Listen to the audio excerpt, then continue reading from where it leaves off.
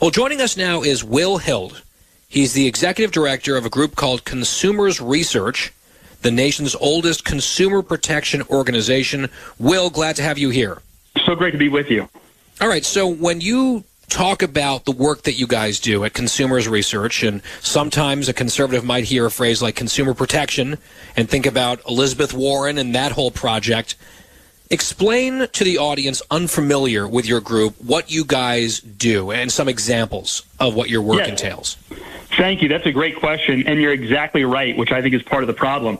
Consumer protection has really become a watchword or a buzzword of the left, and I think that's a real shame because for a couple of reasons. The first of which is conservatives have always played a role in consumer protection. The idea that they just side with businesses is insane. Part of why we believe in the free market is because we want competition to be a check on abuses by businesses of their consumers so that people have an alternative place to go and get a different product. So we don't like monopolies. We don't like people being able to corner people in with laws and bureaucratic red tape and make sure that they don't have another place to go.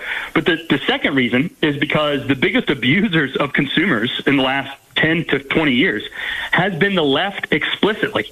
And that is because you look at all of the ways in which they've been pushing a woke agenda on their consumers, whether it's Disney, whether it's, with woke movies and nonsense that kids and parents don't want to see, or if it's companies like Boeing, who through DEI have ended up in situations where their planes are becoming laughably unsafe. You have doors flying off of planes midair because of the lack of competence that they have chosen their employees rather than focusing on race and sex as the metrics.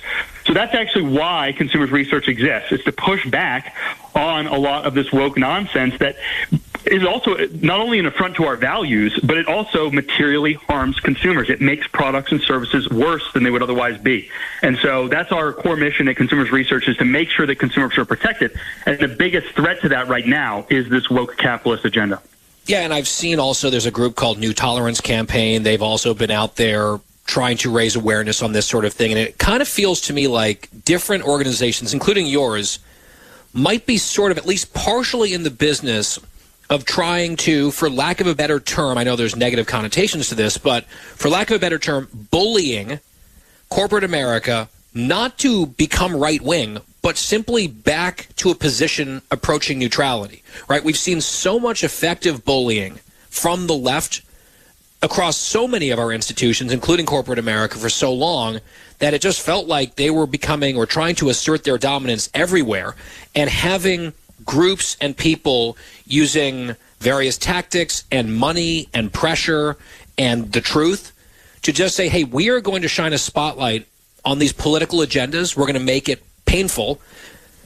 That, I think, is, among other different reasons, caught the attention of a lot of these people, including some people who are probably looking for an excuse, frankly, to get back out of the business of politics. It just seems to me that the left was so good at wielding threats and pressure, and they felt like they really didn't have any competition in that realm because the right didn't want to go down that path. You guys are willing to engage in these types of battles, not, again, to try to bend any institution or company to our will on the right, but simply to say, stop being controlled by the left. Is that a fair characterization? That's a very fair characterization. The only thing I might shift is I don't consider it bullying. I consider it putting the consumer back in the driver's seat. For so long, you had companies who acted as if not only that they didn't care about their consumer, but if the consumer disagreed with their position, they hate their consumers. That they hated their consumer, and that they thought, well, I don't even want you because you disgust me. You're a disgusting chud, sometimes is the term that gets thrown around. And I think that we try to exact a price on that behavior in the marketplace, and we help empower consumers with their wallet and their voice to say, no, you're going to attack me, we're going to attack you too. And the ways in which we've done that, you asked for some examples. We have been sort of the foremost runners of large brand tarnishment campaigns. These are multi-million-dollar ad campaigns we have run on national media, both cable, television, radio, mobile billboards, out-of-home advertising. We've gone after companies like Nike, Ticketmaster, American Airlines. We played a role in the removal of Doug Parker, their then CEO at American Airlines back in 2021 because of the insanity that he was using the American Airlines brand to push in Texas against voter ID. So you guys also, if memory serves, you guys also had a hand in the blowback against Major League Baseball when the commissioner decided to bend to the insane misinformation about so-called voter suppression and yank the All-Star game out of Atlanta. They've since basically conceded that was all a giant lie, and we know reality has proven it to be a giant lie. We were saying it from the beginning. They brought the All-Star game back a few years later, but I seem to remember some of the criticism of MLB was from you guys as well, yes? That's exactly right. We ran just shy of $1 million ad campaign against them. As you may recall, they moved the All-Star game from Atlanta to punish Georgia for considering beefing up their election security and adding voter ID to Denver, Colorado, a state that had fewer voting days and more restrictive voting controls than the law that Georgia was trying to pass. That's just so it was the height of hypocrisy. I mean, it's just absolutely absurd. And you're right. The commissioner, I think about a year ago, came out. Somebody asked him if they would be weighing in on any more political issues, and he basically told them, no, we made an exception for that one time, and it didn't work out well. Yeah, so but especially because they were wrong. Yeah. It's not like they took a principled stand in a really tough issue and they were right. They were absolutely dead wrong, and it blew up in their faces, and it deserved to. And that kind of pressure, I would say they were successfully bullied. In this case, not negatively bullied constructively to stop lying and stop caving to the left and simply being politically neutral in that case, which is why usually bullying is wrong. The way I use that term in this context is much more sympathetic and really supportive, as a matter of fact, which brings us to some of your most recent work. That's why we wanted to invite you here today, Will. You testified recently before Congress on a healthcare-related topic. Tell us about this. Absolutely. Well, we're sort of famous, as you noted, for going against for-profit corporations who are engaging in woke nonsense in an attack on their consumers. But one of the things we noticed in doing a bunch of research in this area was that you had a bunch of very famous nonprofit medical systems, places like Cleveland Clinic or Henry Ford Health, or the Vanderbilt medical system, that were engaging in often worse woke behavior in these hospital systems. Not only, for example, doing DEI with the hiring and promotion of their own staff, which is something we've unfortunately seen across corporate America at varying levels, but even engaging in DEI in the way that they treat patients, creating programs that were specific for non-whites, okay, like we saw in Cleveland Clinic.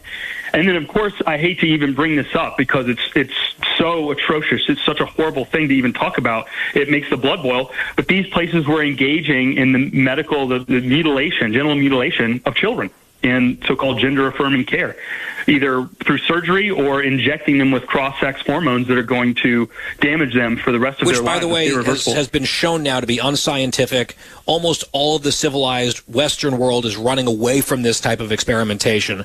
And one of the holdouts seems to be the United States, based on some of these deeply entrenched, very radical interests. That's exactly right. That's exactly right. And the interesting thing here, and why Congress felt the need to hold a hearing, is these medical systems are nonprofits. They're not, publicly traded corporation with shareholders and, stocks that rise and fall. They are nonprofits that are given tax-exempt status, subsidized by you and me as taxpayers, because they don't pay any taxes on their revenue the way you and I would when we make money. And so they wanted to bring me in, and we talked about these instances, these examples of these hospitals basically taking advantage of their tax-exempt status to do things that are offensive and egregious to core American values. And to make it even worse, part of the requirements of maintaining your 501c3 charitable status as a hospital is to provide community benefit. A certain amount of your money needs to be spent providing health care and services to the underprivileged in the community. These hospitals, it would appear, are counting these egregious woke affronts to our values as part of the benefit that they are providing in return for their tax-exempt status. So it's not just that they are getting away with something and we're subsidizing it. They are using it as a justification for their tax-exempt status. So that's what this hearing was about, and what we talked about. Hopefully Congress, hopefully the hospitals just getting, talked about will be enough that they will realize they need to get back on the straight and narrow. We've seen some of that. We've seen some hospitals, even in deep blue states like L.A. Children's has said that they're going to stop with the transgender nonsense. Now, trust but verify. I don't know that I would take them at their word. We probably need to check on that. But that in and of itself shows which way the wind is blowing. Yep. Last point on this, because it's related. It's not a nonprofit hospital necessarily, but the American Academy of Pediatrics is an institution, an organization that sounds like a wonderful place and resource for your kids' health and guidance on that front. They have become, in my view, I've talked about this several times on the show, a basically fully captured left-wing activist organization that has been caught up in, the anti-Israel, anti-Semitic, pro-Palestine nonsense, the hardcore gender experimentation on children. You go down the list. If it's hardcore left-wing ideology, the American Academy of Pediatrics is there for it and putting their thumb on the scale and trying to dress it up as medicine and on science. I wonder how you guys, if it's within your purview, to draw attention to something like that and that group in particular.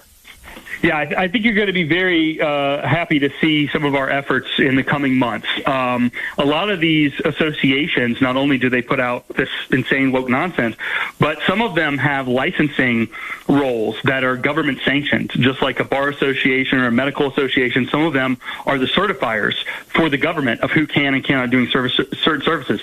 And when you engage in that kind of activity, you're constrained. Your First Amendment rights are constrained because you are acting in as the government at some level. You're licensing who is and who is not allowed to do certain things. And a lot of those associations have been taken over by woke insanity, and we are going to be pushing back against that in a big way in the coming months. I'm so glad you're highlighting it, because these are the lesser-known levers of power. When you see someone take an incredibly woke decision or position, you think, where did that come from? These are the ways in which the left has built and entrenched and gotten their claws into the boring. It's not the presidency. It's not your local senator, right, from your state. It's these associations. It's these councils that rule on different things, and they have gotten the ideology in there, and that is very hard to get rid of. Yeah, and it affects people actually in a more direct way. Totally. And it's not just ideology, it's pure partisanship as well. We gave one example about the American Academy of Pediatrics, where they had briefly gotten it right about trying to reopen schools as quickly as possible during the pandemic. That was the correct call based on science. We knew that already at that point, based on examples and experience around the globe. And then President Trump came out a few days later and agreed with them, basically saying, yes, we've got to reopen these schools. And then instantly they reversed themselves because they didn't want to be seen as on the same side as Donald Trump, even if that was the side of science and the side of medicine and the side of the well-being of children. They flip-flopped based on political reasons. So the idea that they or some of these other associations that you're talking about have the power to be gatekeepers. Look, if they want to have these left-wing organizations and run around being absolutely crazy in what they say and what they advocate for, fine. It's a free country. I'm not going to tell them they're not allowed to do that. They are allowed to do that. But if they have any sort of government-adjacent role where they are licensing people, when they're the gatekeepers into especially very important realms like medicine, that becomes a serious problem. In this case, I'd say a public health issue and potential crisis as well. So I'm glad to hear that you guys will also be expanding your horizons into that pool, because there's a lot of issues and murkiness there that needs to be clarified. And I think sunlight is the best disinfectant. That's the cliche, and you guys are the bringers of that sunlight in a lot of cases, which is why we wanted to bring you on here. Will Hild, the Executive Director of Consumers Research. If listeners are intrigued or interested in what you guys are up to, where can they find out more information? Certainly. Well, they can always visit us at consumersresearch.org. That's consumersresearch.org. But they can also follow me on X, formerly known as Twitter, at Will Hild. That's WILLHILD, at Will Hild on Twitter. All right, Will, thanks so much for your time, and keep up the important work. Thanks so much for having us.